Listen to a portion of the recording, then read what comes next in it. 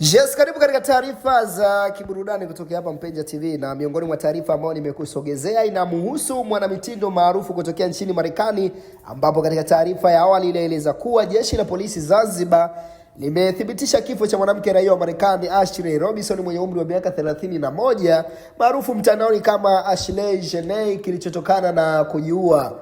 Kwa mujibu wa kamanda wa polisi mkoa wa Kaskazini Unguja Benedict Mapujira, alieleza kuwa uchunguzi uliofanywa haukubaini dalili zozote za uhalifu katika tukio hilo.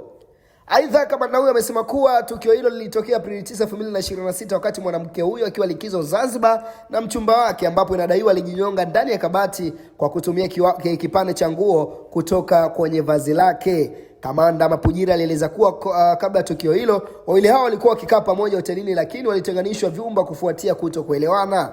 Katika taarifa hiyo anasema kuwa tukio hilo liliripotiwa katika kituo cha polisi Nungu baada ya wafanyakazi wa hoteli kubaini hali ya tarishi na marehemu kukimbizwa hospitalini akiwa bado hai, lakini alifariki dunia Aprili 10, 2026, na inaelezwa kuwa mwili wake bado upo nchini ukisubiri uchunguzi zaidi kabla ya taratibu za kusafirisha kwenda Marekani kukamilika. Kwa mujibu wa taarifa za mtandaoni, marehemu alikuwa ameenda Zanzibar kusherehekea siku yake ya kuzaliwa Aprili 5, ambapo pia alipata tukio la kuposwa na mchumba wake wakati wa safari hiyo ya utalii. Mimi ni 255 Kenny na hii ni Mpenja TV. Endelea kubaki nasi kwa taarifa zote za kiburudani, kisiasa pamoja na michezo.